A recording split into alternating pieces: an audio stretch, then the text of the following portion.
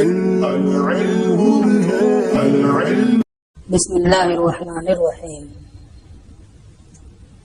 والصلاة علی من اختص بالخلق العظیم.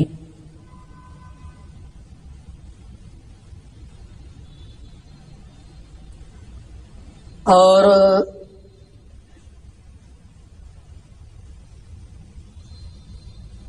صلاۃ ہو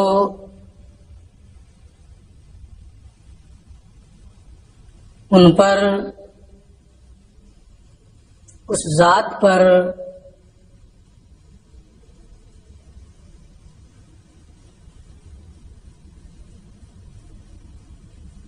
جو خلق عظیم سے مختص ہے.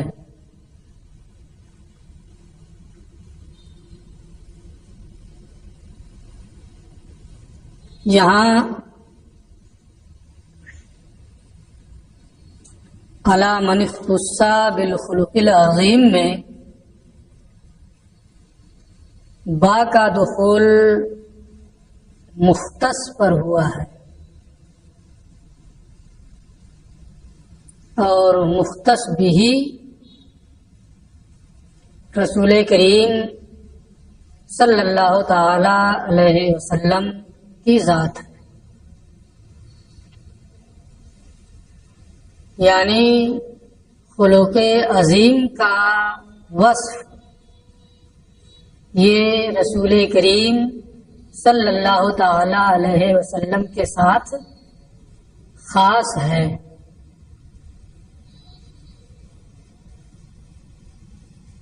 آپ سے پہلے نہ کسی میں ہوا، نہ ہے اور نہ ہوگا.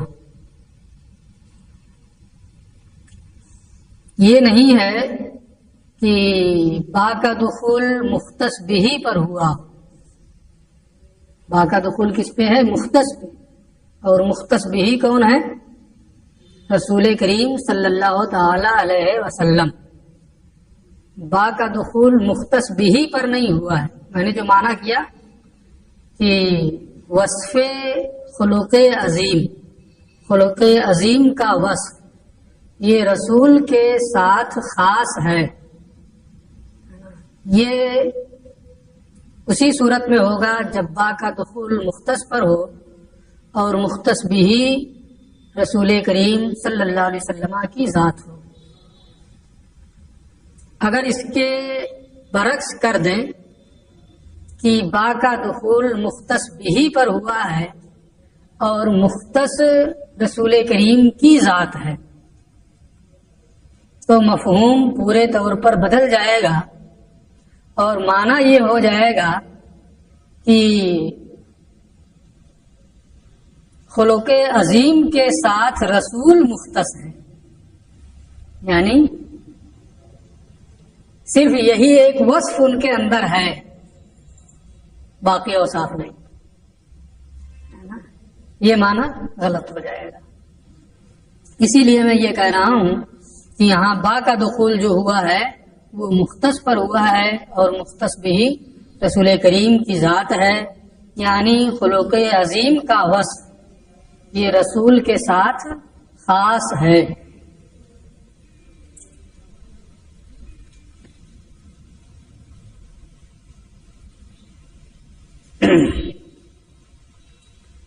اس کے بعد یہ کہتے ہیں فتفسیر الصلاۃ واضح. اس میں جو الصلاۃ کا لفظ آیا ہے اس کی وضاحت، اس کی تفسیر بالکل واضح ہے. یعنی اللہ کی جانب جب نسبت ہو تو فضل و احسان کے معنی میں ہوتا ہے. وَقَوْلُهُ عَلَى مَنِ اخْتُصَّ، اور متن میں جو انہوں نے کہا ہے عَلَى مَنِ اخْتُصَّ بالخلق العظیم، کنایۃ عن محمد صلی اللہ تعالی علیہ وسلم، اس سے بطور کنایا نبی کریم صلی اللہ تعالی علیہ وسلم مراد ہیں. اب یہاں یہ ہے کہ یہ مقام مدح ہے، یہ مقام مدح ہے۔ مقام مدح میں کنایا ذکر کرنا جو مدح میں مخل ہوتا ہے یہ مناسب نہیں ہے، بلکہ بہتر یہ تھا ہونا انسب یہ ہے کہ اس طرح یہ کہتے ہیں جیسے اور لوگ کہتے ہیں والصلاۃ علی محمد، نام لے کر کے۔ مقام مدح ہے تو کنایا نہیں کرنا چاہیے، صاف صاف ذکر کرنا چاہیے، کیونکہ کنایا میں پوشیدگی کا معنی ہوتا ہے، اور وہ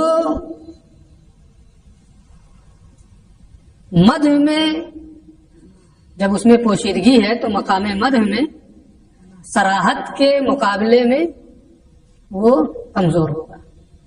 اس لیے جب مدح کا مقام ہے تو وہاں صراحت کے ساتھ ذکر کرنا چاہیے، کنایا جس میں پوشیدگی کا معنی ہوتا ہے اس طرح سے نہیں ذکر کرنا چاہیے۔ یہ یہاں شبہ ہو سکتا ہے۔ اس شبہ کے جواب کے طور پر انہوں نے یہ کہا کہ اگرچہ یہاں کنایا ہے، اگرچہ بطور کنایا ذکر کیا ہے اور علی من اختص بالخلق العظیم سے نبی کی ذات ستودہ صفات مراد ہے، لیکن یہ کنایا صراحت ہی کے درجے میں ہے، یہ کنایا صراحت کے درجے میں ہے، اس لیے یہ مدح میں مخل نہیں ہے۔ کیسے یہ کنایا صراحت کے درجے میں ہے؟ آگے یہ اسی کو کہہ رہے ہیں کہ تنبیہن علی ان کونہ مختصا بالخلق العظیم مما تقرر فی الاذہان حتی لا ينتقل الذہن من هذا الوصف الى غیرہ علیہ السلام۔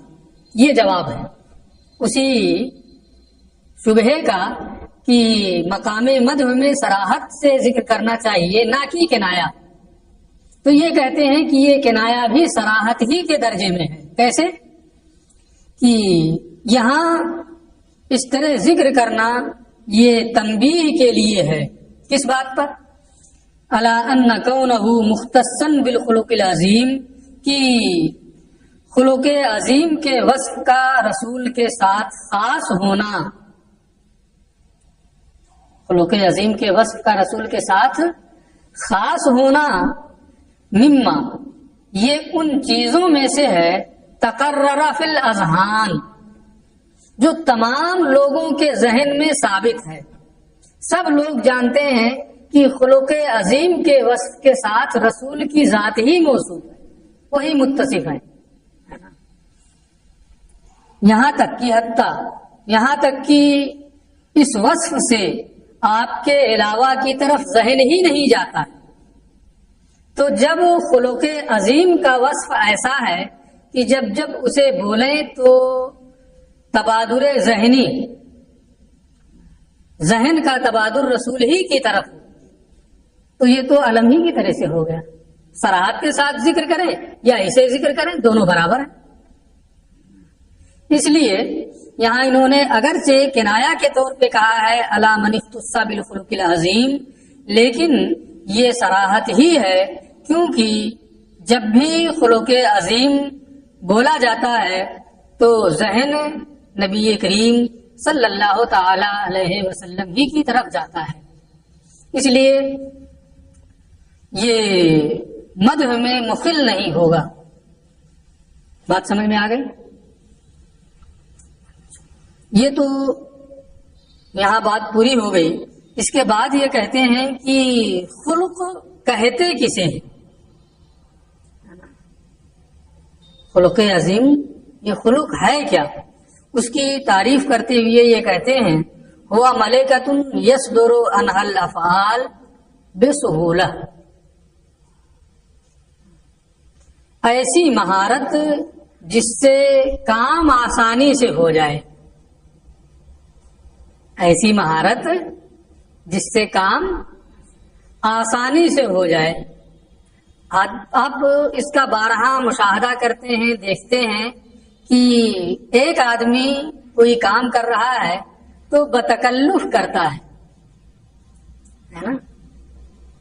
اپنی جماعتی میں دیکھ لیں، ایک آدمی عبارت پڑھتا ہے تو بتکلف پڑھتا ہے، دوسرا ایسا ہوتا ہے کہ اسے کوئی تکلف نہیں. تو جب آدمی کے اندر ملکہ پیدا ہو جائے، مہارت ہو جائے ایسی کہ بس پڑھنا شروع کیا، کوئی غلطی کا امکان نہیں، آسانی سے پڑھتے چلا جا رہا ہے، کام آسانی سے ہو رہا ہو، اتنی مہارت ہو جائے تو اس کو ملکہ کہتے ہیں. اور اگر تکلف ہے تو وہ ملکہ نہیں ہے. تو خلق جو ہے یہ مہارت تامہ کو کہتے ہیں کہ جس کے ذریعے سے کام افعال آسانی سے ہو جائے.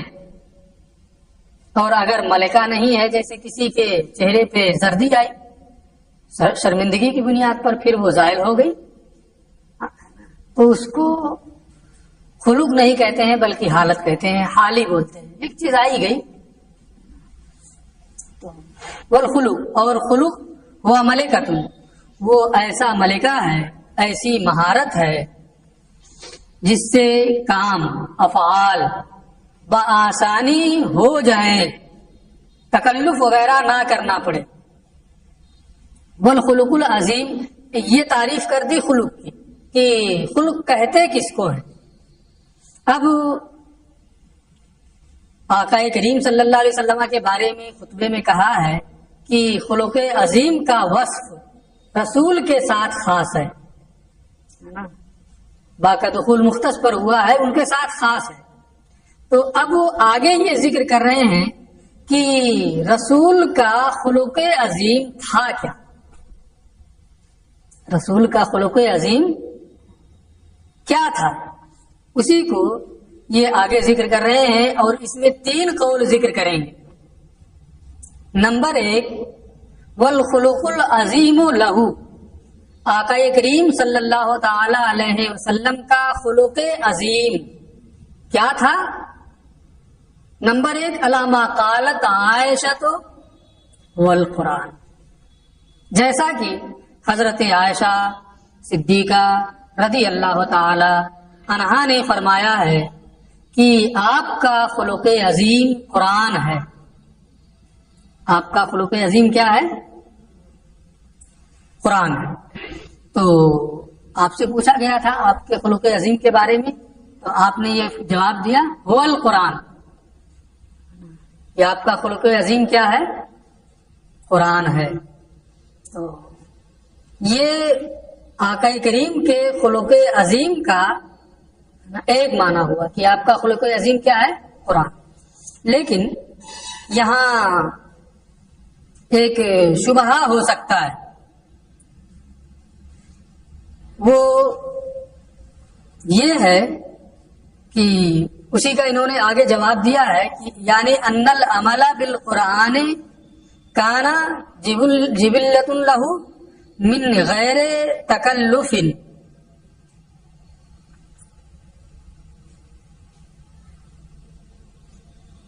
کہ یہ ہوا کہ وصف خلق عظیم کا وصف رسول کا کے ساتھ خاص ہے. اور پھر حضرت عائشہ نے مسلم کی حدیث میں یہ فرمایا کہ آپ کا خلق عظیم قرآن ہے. تو قرآن یہ کس کے ساتھ مختص ہوا؟ رسول کے ساتھ مختص ہوا. خلق عظیم کا وصف رسول کے ساتھ خاص ہے، اور آپ کا خلق عظیم قرآن ہے، تو قرآن یہ رسول کے ساتھ مختص ہوا. ہوگا کہ نہیں ہوگا؟ خلق عظیم مختص ہے اور خلق عظیم سے قرآن مراد ہے، تو قرآن یہ کس کے ساتھ مختص ہوگا؟ حضور کے ساتھ مختص ہو گیا. حالانکہ قرآن یہ اللہ کے ساتھ مختص ہے، رسول کے ساتھ مختص نہیں ہے. کس کے ساتھ مختص ہے؟ اللہ کے ساتھ مختص ہے، رسول کے ساتھ مختص نہیں. پھر حضرت عائشہ نے یہ کیسے کہا کہ آپ کا خلق عظیم جو ہے وہ قرآن ہے؟ اسی کا یہ جواب دے رہے ہیں کہ یہاں جو یہ کہا ہے کہ آپ کا خلق عظیم قرآن ہے، یعنی قرآن پر عمل کرنا آپ کا خلق عظیم ہے۔ قرآن سے مراد عمل بالقرآن ہے نا، اور یہ رسول کے ساتھ خاص ہے، یعنی ان العمل بالقرآن، مراد یہ ہے کہ قرآن پر عمل کرنا، کانا جبلۃ لہ، یہ آپ کی فطرت تھی، من غیر تکلف، بغیر کسی تکلف کے، یعنی قرآن پر عمل کرنا آپ کے لیے انتہائی آسان تھا، یہ راسخ ملکہ تھا، مہارت تامہ تھی، آسانی کے ساتھ اس پر آپ عمل کرتے تھے، جو کرتے تھے وہ قرآن کے مطابق ہی کرتے تھے۔ تو اگرچہ حدیث میں ہول قرآن ہے، لیکن اس ہول قرآن سے مراد کیا ہے؟ عمل بالقرآن، لہذا اب وہ اعتراض نہیں ہوگا جو اس سے پہلے میں بتا چکا ہوں کہ اس سے تو یہ لازم آتا ہے کہ قرآن رسول کے ساتھ مختص ہو جائے۔ ایک معنی خلق عظیم کا یہ ہو گیا۔ اس کے بعد پھر یہ کہتے ہیں وکیل، ایک قول یہ ہے کہ آقا کریم صلی اللہ تعالی علیہ وسلم کا خلق عظیم هو الجود بالکونین والتوجہ الی خالقہما،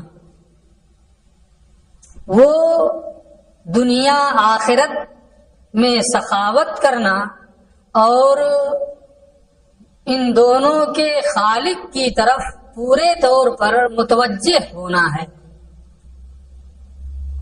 اور آقا کریم صلی اللہ علیہ وسلم اللہ کی جانب پورے طور پر متوجہ ہے نا رہنے والے، اور دنیا و آخرت میں سخاوت فرمانے والے، دنیا میں علم کے ذریعے سے، دین کے ذریعے سے، مال کے ذریعے سے آپ کی سخاوت مشہور و معروف ہے، آخرت میں شفاعت کے ذریعے سے، آب کوثر کے ذریعے سے آقا کریم صلی اللہ علیہ وسلم کی سخاوت زباں زدے عام و خاص ہے، ہر کوئی جانتا ہے۔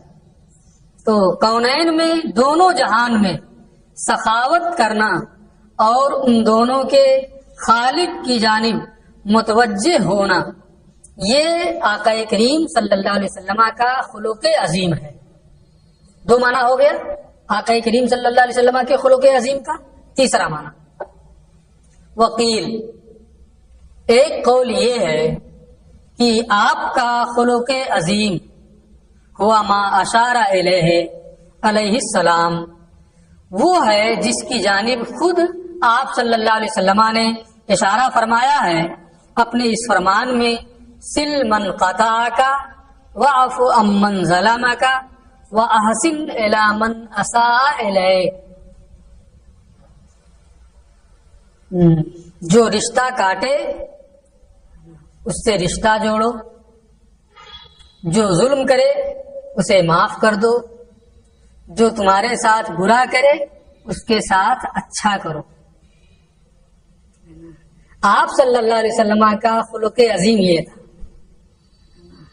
کہ رشتہ کاٹنے والے کے ساتھ رشتہ جوڑتے تھے، ظلم کرنے والے کو معاف کر دیتے تھے، بلکہ برائی کرنے والے کے ساتھ بھلائی فرماتے تھے۔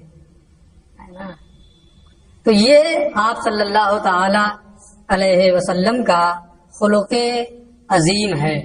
تین قول ہو گیا۔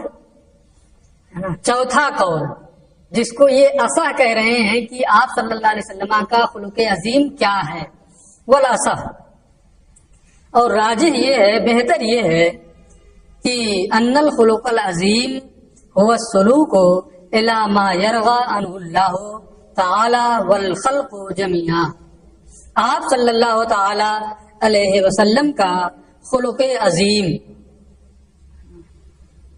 وہ سلوک، وہ ایسے راستے پر چلنا ہے جس سے اللہ اور مخلوق سب راضی ہو جائیں، اللہ بھی راضی، ایسا کام کرے جس سے اللہ بھی راضی ہو جائے اور مخلوق بھی راضی ہو، اس کو خلق عظیم کہتے ہیں۔ وہذا غریب جدا، یہ بہت نادر ہے نہ کہ اللہ کو بھی راضی کر لیں، تمام بندوں کو بھی راضی کر لیں۔ یہ 4 اقوال ہو گئے کہ آپ صلی اللہ علیہ وسلم کا خلق عظیم کیا تھا۔ اب آگے یہ کہتے ہیں وَهُوَ تَلْمِيحٌ إِلَىٰ قَوْلِهِ تَعَالَىٰ وَالصَّلَاةُ عَلَىٰ مَنِ اخْتَصَّ بِالْخُلُقِ الْعَظِيمِ۔ اس میں تلمیح ہے، تلمیح کی تعریف میں اس سے پہلے کے درس میں کر چکا ہوں، بار بار یہ لفظ آئے گا کہ اس میں تلمیح ہے اللہ عز و جل کے اس فرمان کی طرف وَإِنَّكَ لَعَلَىٰ خُلُقٍ عَظِيمٍ، آپ کے اخلاق بہت عظیم ہیں۔ اب یہاں ایک شبہ ہوتا ہے، اس شبہے کو یہ ذکر کر رہے ہیں کہ آپ نے یہ کہا کہ وَالصَّلَاةُ عَلَىٰ مَنِ اخْتَصَّ، اس میں إِنَّكَ لَعَلَىٰ خُلُقٍ عَظِيمٍ سے تلمیح ہے۔ تو اب آپ نے جو عبارت استعمال کی ہے اس میں کیا ہے کہ خلق عظیم کا وصف رسول کے ساتھ خاص ہے۔ کیا اس آیت کریمہ میں بھی یہ چیز ہے کہ خلق عظیم کا وصف یہ رسول کے ساتھ خاص ہے؟ یہ تو اختصاص پر آیت کریمہ دلالت نہیں کر رہی، آیت کریمہ اختصاص پر دلالت نہیں کر رہی ہے، اور جب اختصاص پر دلالت نہیں کر رہی ہے تو اس آیت سے تلمیح کیسے؟ کیوں اختصاص پر دلالت نہیں کر رہی ہے نا؟ اس کو ابھی ہم بتا دیتے ہیں اختصار کے ساتھ، پہلے آپ ان کا شبہ دیکھ لیں۔ وہ ہوا، اور وہ یہ ہے وہ ہوا وَإِلَّمْ، اچھا وَإِلَّمْ يَدُلَّ عَلَى الْاخْتِصَاص، یہ ارشاد الہی اگرچہ اختصاص پر دلالت نہیں کر رہا ہے۔ کیوں اختصاص پر دلالت نہیں کر رہا ہے؟ کیونکہ تخصیص بالوصف نفی ما عدا پر دلالت نہیں کرتا۔ تخصیص بالوصف یہ نفی ما عدا پر دلالت نہیں کرتا ہے۔ کسی کو کہیں جہاں جو ذکر چل رہا ہے وہاں نصوص میں اگر تخصیص آ جائے، کوئی کسی کے خاص نام سے اس کو ذکر کیا گیا ہو یا وصف سے اس کو ذکر کیا گیا ہو، تو وہ ماسوا کے کی نفی پر دلالت نہیں کرتا ہے۔ تو یہاں انکا لعلی خلق عظیم فرمایا گیا، آقا کریم صلی اللہ تعالی علیہ وسلم کے ساتھ اس نص میں تخصیص ہے نا، تخصیص ہے نص میں، لیکن یہ نص میں تخصیص ماسوا کی نفی پر دلالت نہیں کرتا۔ یہ وجوہ فاستہ کے بیان میں پھر آئے گا کہ تخصیص فی النصوص نفی ما عدا پر دلالت نہیں کرتا ہے، اور جب نفی ما عدا پر تخصیص فی النصوص کی دلالت نہیں ہوتی ہے تو اختصاص کا معنی بھی نہیں ہوگا، کیونکہ جب دوسرے تمام لوگوں کی نفی ہو جائے اسی کے ساتھ خاص رہے تو اختصاص کا معنی ہوگا، اور جب دوسرے تمام لوگوں کی نفی نہیں ہو رہی ہے، تخصیص فی النصوص نفی ما عدا پر دلالت ہی نہیں کرتا ہے، تو یہاں اختصاص کا معنی کیسے ہوگا؟ اسی کو انہوں نے کہا ہے کہ وَإِلَّمْ يَدُلَّ عَلَى الْاخْتِصَاصِ، یہ اگرچہ اختصاص پر دلالت نہیں کرتا ہے، لیکن لما کان فی محل المدح اختص بہ، لیکن محل مدح میں ہونے کی وجہ سے یہ رسول کریم صلی اللہ علیہ وسلم کے ساتھ خاص ہے، تمام لوگوں کی نفی ہو جا رہی ہے۔ یعنی جب اس کو، یہ کون سا مقام ہے؟ مدح کا مقام ہے، اور مقام مدح میں تخصیص یہ ما عدا کی نفی پر دلالت کرتی ہے۔ مطلق تخصیص فی النصوص یہ ما سوا کی نفی پر دلالت نہیں کرتی، لیکن مقام مدح میں تخصیص یہ ما عدا کی نفی پر دلالت کرتی ہے، لہذا یہاں اختصاص کا معنی پایا جاتا ہے، کیونکہ یہ مقام مدح ہے۔ اور جب یہاں اختصاص کا معنی پایا جا رہا ہے تو اس سے تلمیح کرنا والصلاۃ علی من اختص بھی کہنا یہ درست ہے، تلمیح صحیح ہے۔ وعلی آلہ الذین قاموا بنصرۃ الدین القویم، اور ان کی آل پر جو سیدھے دین کی نصرت و حمایت کے لیے کمر بستہ ہوئے۔ عطف علی قوله، یہ معطوف ہے ماتن کے قول علی من اختص پر، یعنی والصلاۃ علی من اختص وعلی آلہ۔ اب یہ عطف ہو گیا کہ وہاں اس کا عطف کہاں ہے، اب آل سے مراد کیا ہے؟ آل سے مراد کیا ہے؟ تو اس سلسلے میں 3 اقوال انہوں نے ذکر کیے ہیں۔ نمبر 1، آل سے مراد نبی کریم صلی اللہ تعالی علیہ وسلم کے اہل بیت، یعنی آپ کی ازواج مطہرات مراد ہیں۔ اہل بیت یعنی آپ کی ازواج مطہرات مراد ہیں۔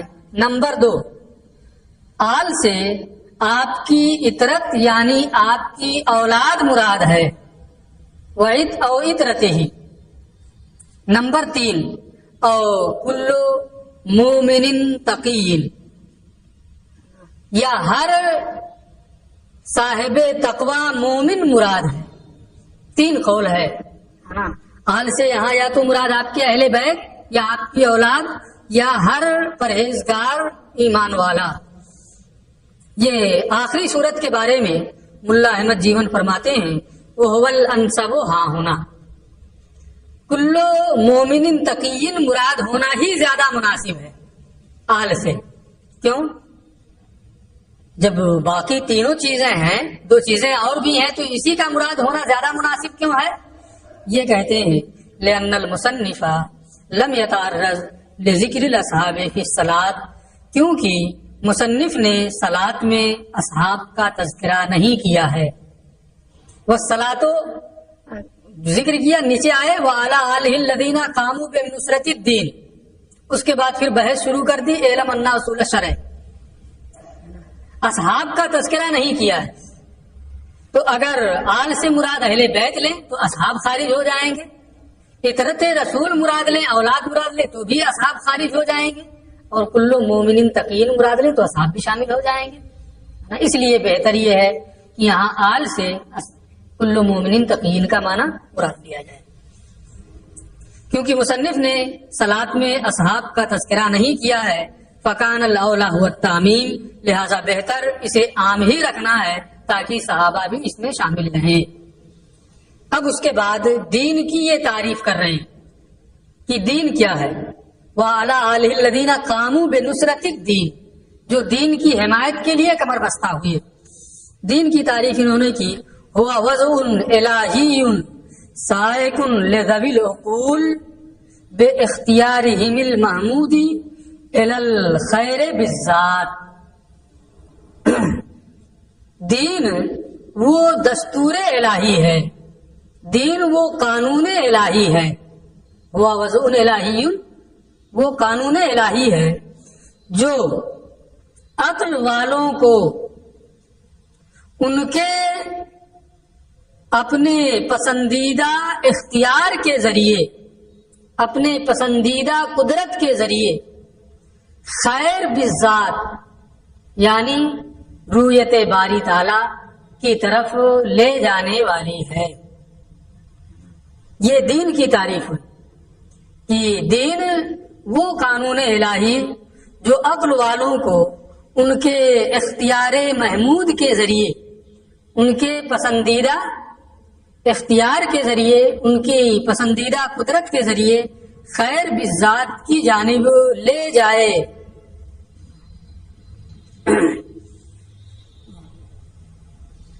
اب اس پہ کچھ اعتراض و جوابات بھی ہیں، لیکن ان کی یہاں کوئی خاص ضرورت نہیں ہے۔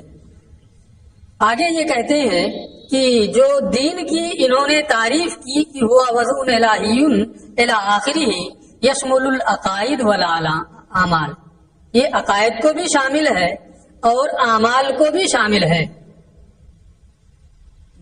اور اس تعریف کے مطابق دین کا اطلاق نبی کریم کے دین پر بھی ہوگا، حضرت موسیٰ کے دین پہ بھی ہوگا، حضرت عیسیٰ کے دین پہ بھی ہوگا، تمام انبیاء کے دین پہ ہوگا، ہے نا۔ وَيُطْلَقُ عَلَى كُلِّ دِينٍ، دین کی یہ تعریف، دین کی اس تعریف کا اطلاق ہر دین پر ہوگا، چاہے وہ نبی کے آقا کریم کا دین ہو یا کسی اور نبی کا دین ہو، اور اسلام کسے کہتے ہیں؟ والاسلام هو الدین المخصوص لمحمد صلی اللہ تعالی علیہ وسلم، اور اسلام وہ دین ہے جو نبی کریم صلی اللہ تعالی علیہ وسلم کے ساتھ خاص ہے۔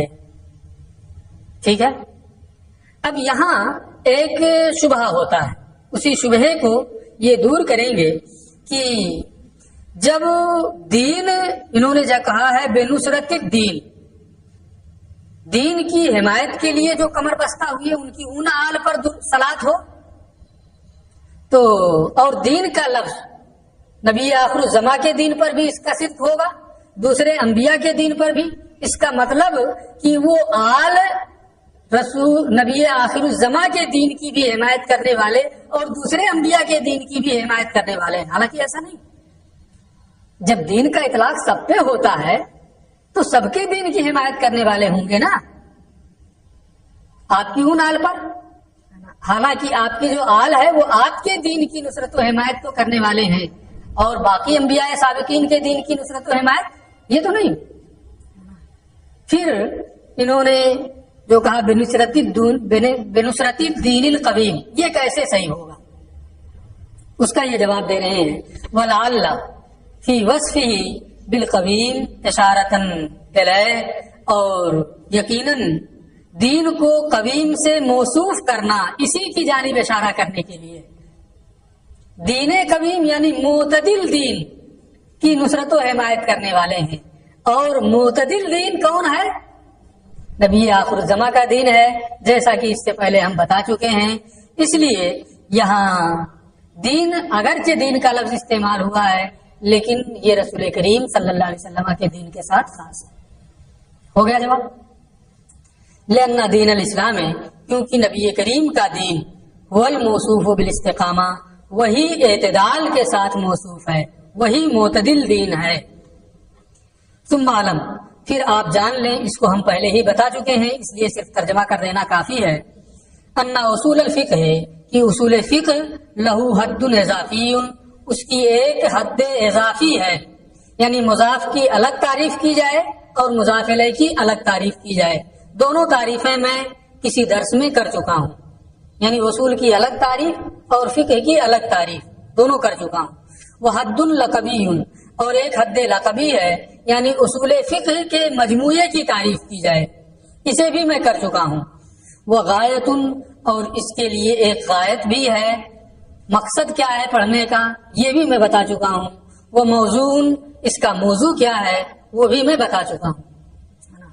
تو ملا احمد جیون فرماتے ہیں کہ اصول فقہ کے لیے ایک حد اضافی، حد لقبی، غایت اور موضوع ہے، لیکن لما لم یذکر المصنف، ماتن نے اس سے تعارض نہیں کیا، اسے ذکر نہیں کیا، فبیناہ علی قدری، اس لیے ہم نے بھی انہی کے طریقے پر اسے لپیٹ دیا، نہیں ذکر کیا، بتا دیا کہ ہے کیا ہے وہ آپ معلوم کر لیں۔ ماتن نے نہیں ذکر کیا ہے اس لیے شارح نے بھی ذکر نہیں کیا، لیکن پڑھانے والے نے ذکر کر دیا ہے، آپ کو بتا دیا ہے، آپ اس کو پھر سے سن لیں اور یاد کر لیں۔ ولیکن لابد، ہاں ہونا یہ کہتے ہیں لیکن یہاں اتنی بات جان لینا ضروری ہے، ولیکن لابد، ہاں ہونا، لیکن یہاں پر یہ ضروری ہے کہ یہ اتنی بات جان لی جائے، ان اصول الفقہ علم یبحث فیہ ان اثبات الادلہ للاحکام، کہ اصول فقہ ایسا علم ہے جس میں احکام کو دلائل سے ثابت کرنے سے بحث کی جاتی ہے، یعنی جس علم کے ذریعے سے فقہ تک رسائی ہوتی ہے اسے اصول فقہ کہا جاتا ہے۔ فموضوع علی المختار، اور علم اصول فقہ کا موضوع مذہب راجح کے مطابق ادلہ اور احکام دونوں ہیں، تو تعدد فن ہوگا نا کہ نہیں ہوگا، اس کی بھی وضاحت میں اس سے پہلے کر چکا ہوں، وہاں اس بحث کو سن لیں۔ والادلہ والاحکام جمیعہ، مذہب راجح کے مطابق اصول فقہ کا موضوع ادلہ اور احکام سب ہے۔ الاول ادلہ، اس حیثیت سے کہ وہ مثبت احکام ہے، اور دوسرا یعنی احکام اس حیثیت سے کہ وہ مثبت ہے، یعنی اس کو ثابت کیا جاتا ہے۔ پھر اس کے بعد بات بدل رہی ہے، نئی بات شروع ہو رہی ہے۔ اسے انشاءاللہ ہم کل پڑھیں گے. تیاری